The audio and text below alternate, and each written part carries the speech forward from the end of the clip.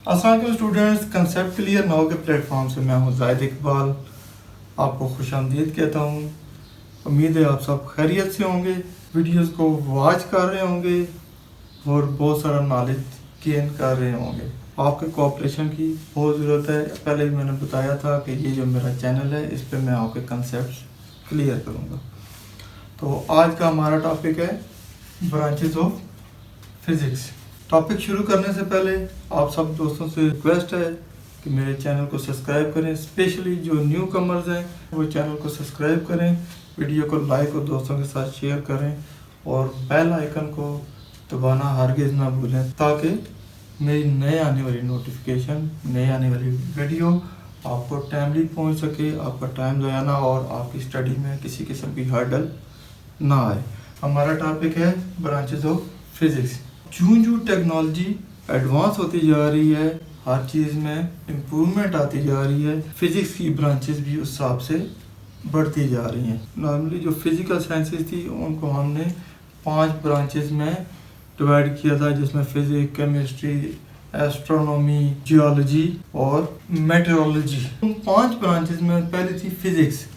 अब फिज़िक्स को मज़ीद ब्रांचों में डिवाइड कर दिया गया है, क्योंकि टेक्नोलॉजी बढ़ती जा रही है, इसलिए आगे उसकी ब्रांचेस भी बढ़ रही हैं और हर ब्रांच को लेके आप स्टडी करेंगे तो उसमें बहुत सारा नॉलेज आपके पास होगा। क्योंकि एक चीज़ जब बढ़ती जाती है उसको मैनेज करना मुश्किल हो जाता है, उसको फिर फर्दर ब्रांचेस में डिवाइड कर दिया जाता है।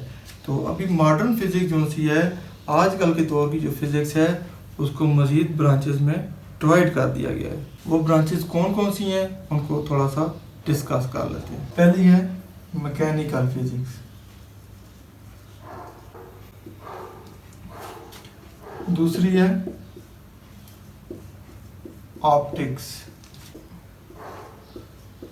ऑसिलेशन एंड वेव्स, चौथी है थर्मो डायनामिक्स, पांचवी है इलेक्ट्रो मैग्नेटिज्म, छठी एस्ट्रोफिजिक्स,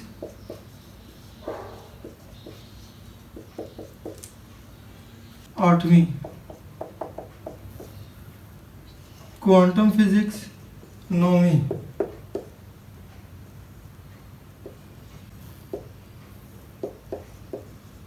एटॉमिक फिजिक्स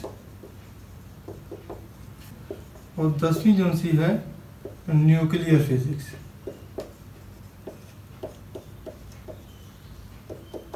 जो मॉडर्न फिजिक्स है उसको ब्रांचों में डिवाइड कर दिया गया है। थोड़ा सा टच दे देता हूँ ताकि आपका थोड़ा कंसेप्ट क्लियर हो जाए कि कौन सी फिजिक्स क्या काम करती है, उसमें हम कौन सी चीज़ स्टडी करते हैं और वो कहाँ पे अप्लाई होती है। सबसे पहले है मैकेनिक्स। अक्सर आपने सुना होगा फलां मोटरसाइकिल मैकेनिक है, फलां गाड़ी का मैकेनिक है। बेसिकली जो मैकेनिक्स होते हैं गाड़ियों में, फैक्ट्रियों में ये चीज़ें यूज़ होती हैं। मैकेनिकल प्रोसेस होता है जिसमें कोई गरारी लगी हुई है, उसके साथ व्हील लगा हुआ है, उसके साथ ये लगा हुआ है, वो लगा हुआ है। ये चीज़ें जो सी होती हैं ये मैकेनिक्स में आती हैं। तो इन चीज़ों को जो डील करती है उसको कहते हैं मैकेनिकल फिजिक्स। नेक्स्ट आ जाता है ऑप्टिक्स। ऑप्टिक्स बेसिकली कहते हैं शीशे को, गिलास को। लेट्स सपोज ये मैंने ग्लासेस पहने हुए हैं, ये भी ऑप्टिक्स में आ जाते हैं। ऑप्टिक्स का जो बिहेवियर होता है, इससे रियल इमेज बन रहा है जी, ये प्रिज्म है जी, ये इन्वर्टेड है जी, ये जितनी भी चीज़ें हैं जो ऑप्टिक्स से रिलेटेड हैं उनको ऑप्टिकल फिजिक्स डील करती है। नेक्स्ट आ जाता है ऑसिलेशन एंड वेव्स। ऑसिलेशन का मतलब होता है कोई ऐसी मूवमेंट जो अपनी इक्विलिब्रियम पोजीशन के इर्द गिर्द बार बार हो रही हो टाइम के साथ साथ। जैसे एक मूवमेंट है ऐसे हो रही है,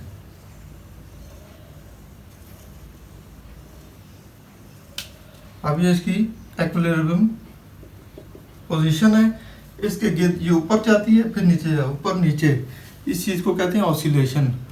और इसकी मिसाल जैसे एक टर्निंग फार्क है, उसको आप ऐसे हिट करते हैं तो उसकी जो वाइब्रेशन उसके अंदर हो रही होती है वो सारी यही मूवमेंट होती है। वेव्स इसकी मिसाल है, वेव्स में भी ऐसे ही मूवमेंट हो रही होती है। इसमें वेव्स भी क्योंकि इन्वॉल्व हैं तो ऑसिलेशन एंड वेव्स ये दोनों ऐसी चीज़ हैं जो एक फिजिक्स की अलग ब्रांच इनको डील करती है। इसके बाद आता है थर्मोडायनामिक्स। थर्मो लफ्ज यूज होता है हीट के लिए, जैसे हम कहते हैं थर्मामीटर, थर्मो को नापने वाला मीटर इस तरह का होता है ना, ऐसे रीडिंग होती है ऊपर नीचे। ये एक मीटर है, किस चीज़ को नाप रहा है? थर्मो को, हीट को। जो भी ऐसे प्रोसेस हैं जिनमें हीट इन्वॉल्व है उनको थर्मोडायनामिक्स कहते हैं। मिसाल के तौर पर बताता हूँ, एक सोलर पैनल आपने छत पे लगाया हुआ है। अब सोलर पैनल है वो बेसिकली सूरज से थर्मल एनर्जी होती है उसको अपने अंदर एब्जॉर्ब करता है और उसको आगे इलेक्ट्रिकल एनर्जी में कन्वर्ट करता है। पानी लिया, पानी को हीट प्रोसेस में लेके गए, उससे बिजली बना दी। यानी कि जिस चीज़ में हीट इन्वॉल्व होगी, एक एनर्जी से दूसरी एनर्जी में कन्वर्ट हो रहा होगा, तो हम कहेंगे ये थर्मोडायनेमिक्स हैं। जो थर्मो है उसको डायनेमिक्स आगे मुख्तलिफ चीज़ों में कन्वर्ट किया जा रहा है। जो आपको मैंने मिसाल दी थी सोलर पैनल की, उसमें ये होता कि हीट एनर्जी को कन्वर्ट करके आगे इलेक्ट्रिकल एनर्जी में तब्दील कर दिया गया। तो ये होती हैं थर्मोडायनेमिक्स। उसके बाद है इलेक्ट्रोमैग्नेटिज्म। चार्ज पार्टिकल्स की बाकी पार्टिकल्स के साथ जो इंट्रैक्शन होती है जब उसमें से मैग्नेटिक फील्ड गुजारी जाती है, इस प्रोसेस को कहते हैं इलेक्ट्रोमैग्नेटिज्म। उसके बाद है एस्ट्रोफिजिक्स। आसमान के ऊपर जो सितारे सियारे ये जो इल्म होता है इसको एस्ट्रोनॉमी कहते हैं।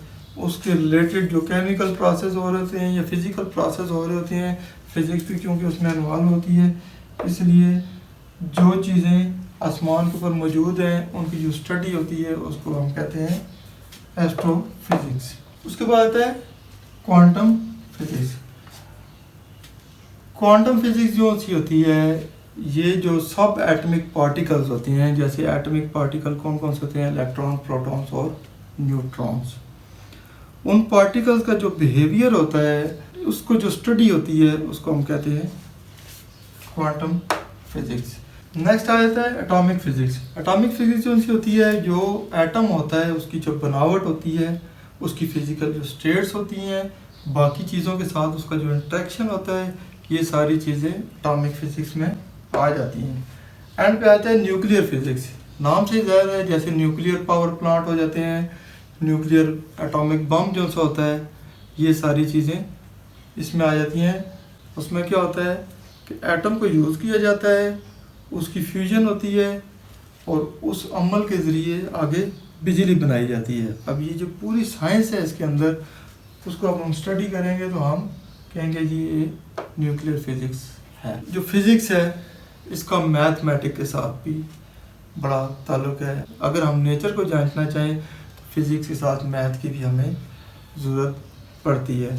इसकी मिसाल ये है, नेचर की जो हमारी तकसीम है उसको देखने के लिए, या हमारी जो चीज़ों की बनावट है उसको देखने के लिए फ़िज़िक्स के साथ मैथ की भी हमें ज़रूरत पड़ती है।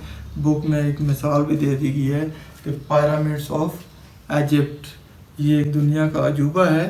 जो मिस्र में पिरामिड्स बनाए गए हैं वो बहुत बड़े बड़े हैं, उनके अंदर जो पत्थरों की स्लैब्स हैं वो टनों के हिसाब से उनका वेट है। और जिस दौर में ये बनाए गए थे, ये ज़माना कदीम में बनाए गए थे, उस वक्त जदीद टेक्नोलॉजी नहीं थी। तो उन्होंने क्या किया कि वो जो उसकी जो कैलकुलेशंस थी, लेट्स सपोज एक पत्थर था, वो ये डायमेंशन थी उसकी, इतना चौड़ा था, इतना लंबा था, अब इसका वेट भी था। ये हो गई मैथमेटिकल कैलकुलेशंस। अब इस पत्थर को आपने ऐसे ऊपर लेके जाना है, यहाँ से स्टार्ट करना है और ऊपर लेके जाना है और यहाँ पे इसको फिट करना है।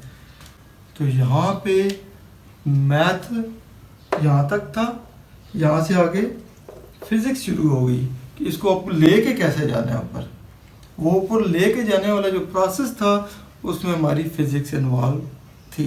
इसलिए ये बुक में जो मिसाल दी गई है कि मैथमेटिकल कैलकुलेशंस तो थी, साथ फिज़िक्स भी इन्वॉल्व थी, और इन दोनों को इंटरलिंक करके एक प्रोसेस किया गया। उसके ज़रिए दुनिया का एक अजूबा बनाया गया जो हज़ारों साल पहले बनाया गया, और आज भी लोग हैरान हैं कि ये कैसे बना लिया गया। उस वक्त इतनी बड़ी बड़ी क्रेन्स भी नहीं थी, बड़ी बड़ी मशीनें नहीं थी, जदीद टेक्नोलॉजी नहीं थी, उस वक्त भी बन गया। उम्मीद है बच्चों आज का लेक्चर आपको क्लियर हो गया होगा, काफ़ी सारे कंसेप्ट आपके क्लियर हो गए होंगे। अगर कोई चीज़ इसमें अभी भी आपको कंफ्यूजिंग है तो आप मुझे कमेंट्स कर सकते हैं, मैं इंशाल्लाह आपको रिप्लाई करूँगा, आपका कंसेप्ट क्लियर करूँगा। वीडियो आपको पसंद आई है तो इसको लाइक करें, दोस्तों के साथ शेयर करें, और जाहिद इकबाल को नेक्स्ट वीडियो तक इजाज़त दें। तब तक अल्लाह हाफिज़, अल्लाह निगहबान।